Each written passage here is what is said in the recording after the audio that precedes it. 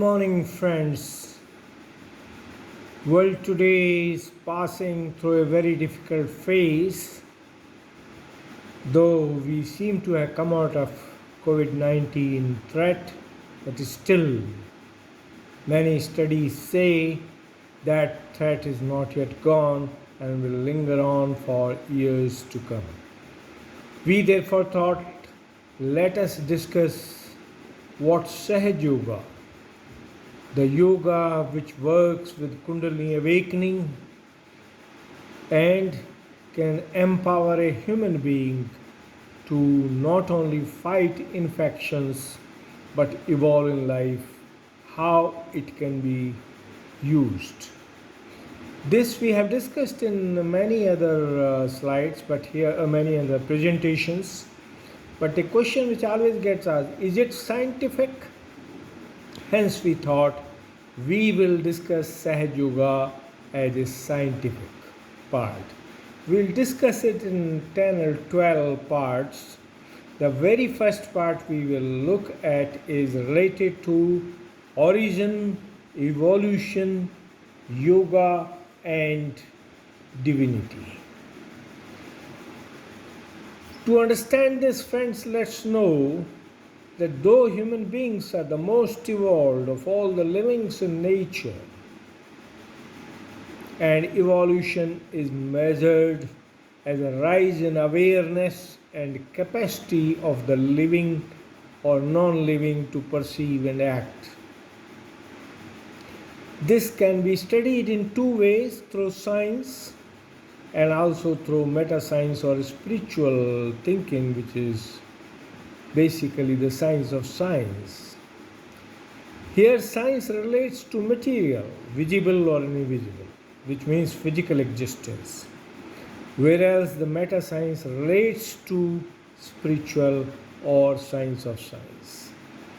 Yoga being taught in India under Ashtanga Yoga and various other forms is one aspect of spirituality, but Sahaja Yoga, which is the essence of all forms of yoga, we consider so, can be called divine path for physical, mental, emotional and spiritual evolution.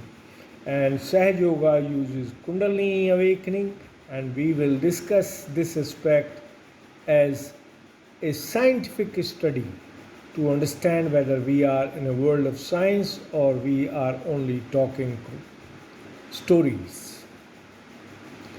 The topic, as we can see from here, will be discussed in 10 different steps: origin, nadis, human being, Kundalini awakening, self-realization for enlightenment, Kundalini instrument, etc., till Atma, Paramatma and Prakriti.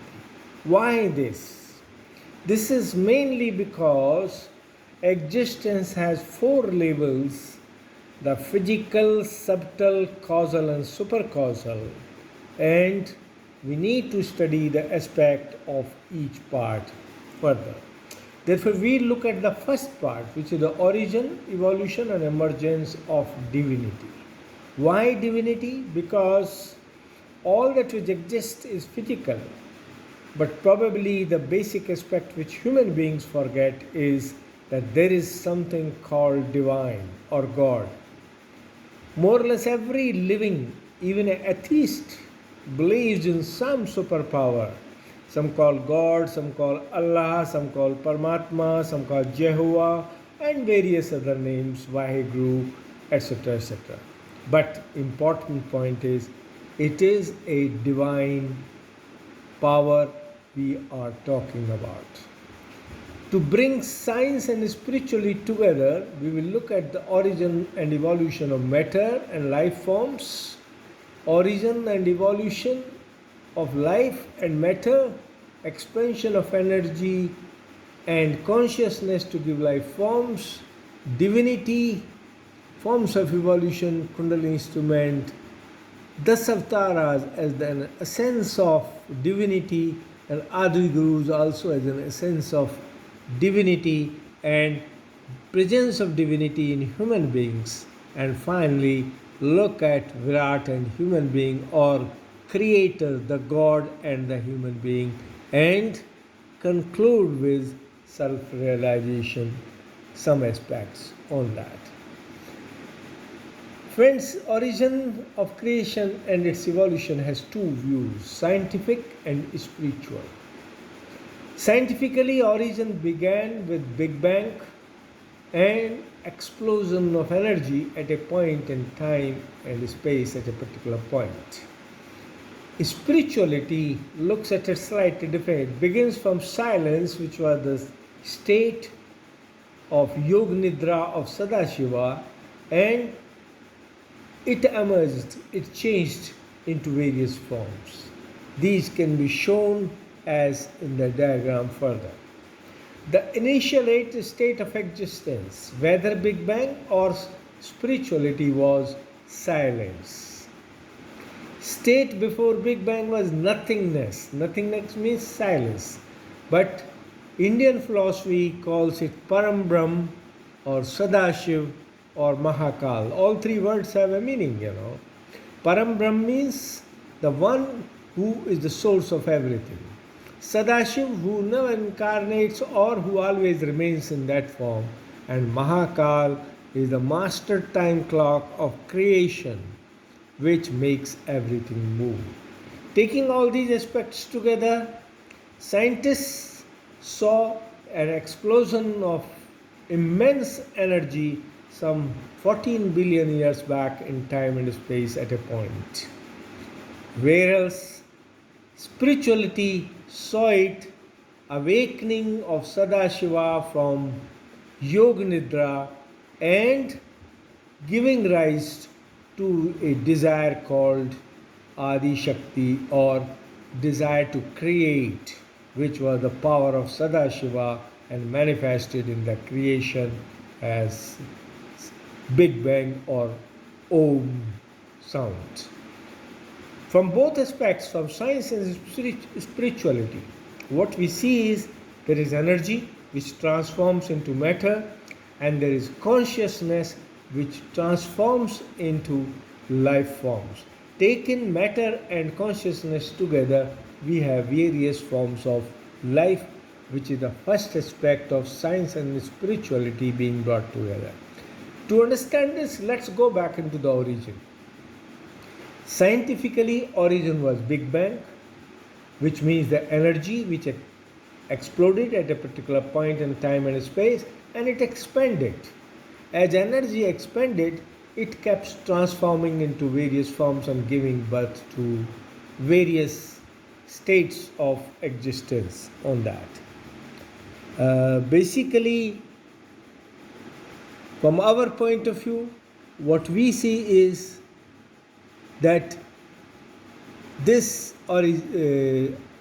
Big Bang, if associated with the spiritual aspect of it, has energy in various forms like sound, light, radiations of all types, including gravity, and this is what Indian philosophy calls Om or spiritual form.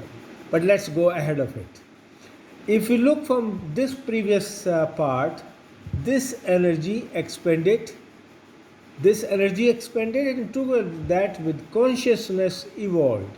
And when it evolved, energy gave birth to various aspects of solids, liquids, gases, energy forms and space, and consciousness merged into matter, gave birth to cell, waterborne life, landborne life, airborne life, and higher forms of life.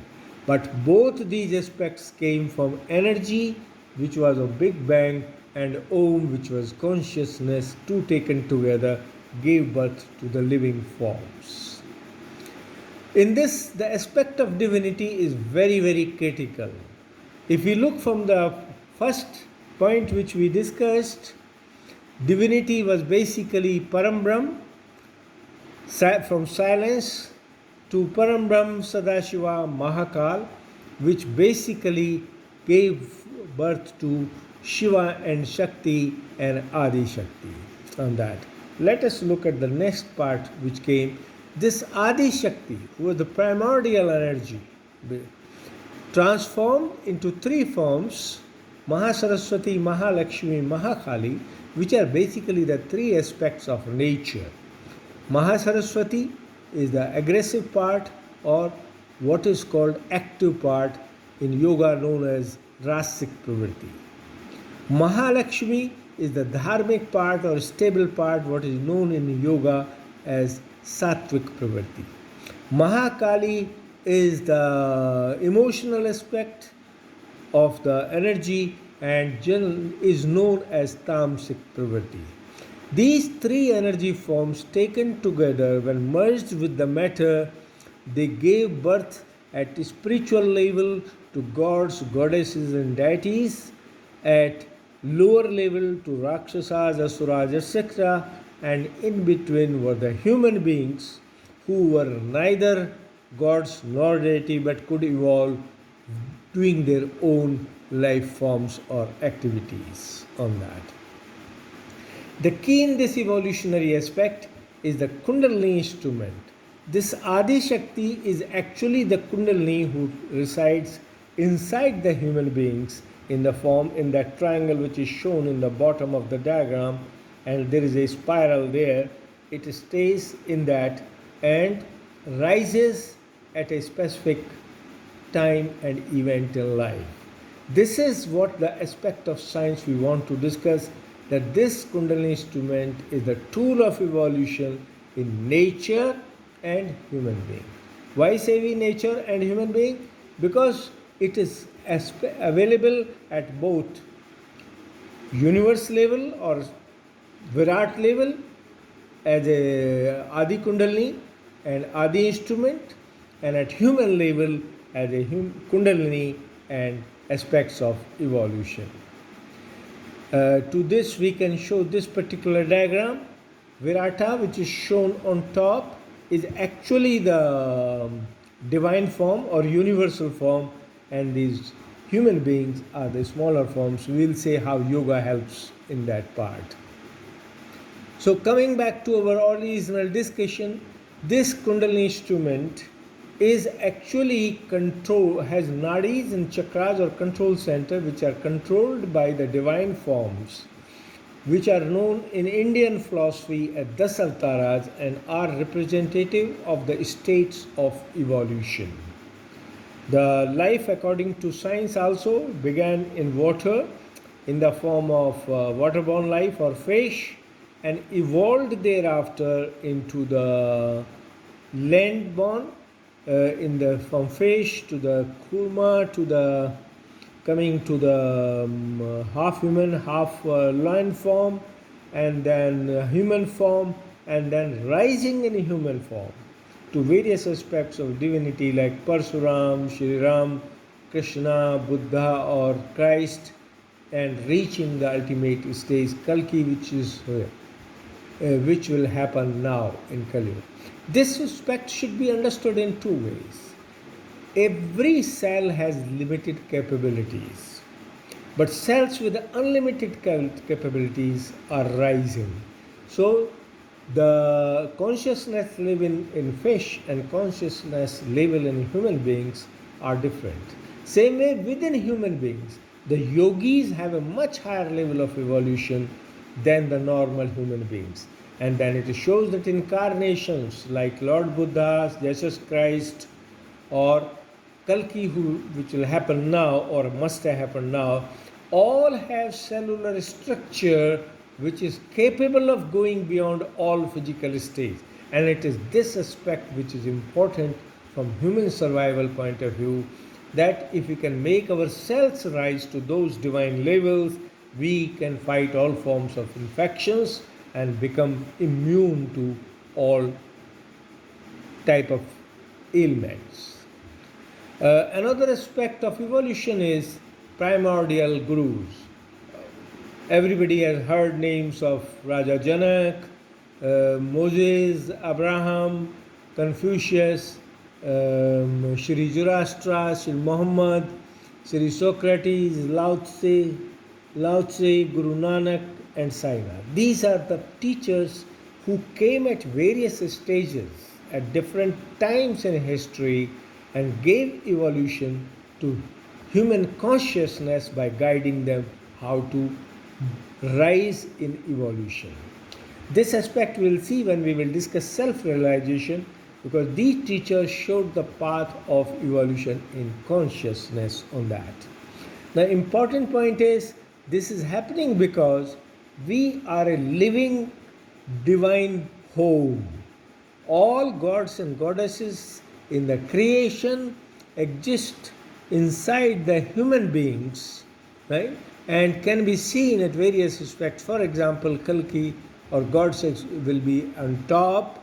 Below in the brain area we have Virata, we have all the other gurus and incarnations and various aspects in the body, which we will discuss again in detail. But first we want to sensitize our listeners that divinity is inside us. Every cell, organ and structure of human body is the home to one form of divine or second form of divine, and it is this aspect which we are wanting to enlighten or awaken, to give human beings strength to become strong and capable of surviving even against oddities in existence.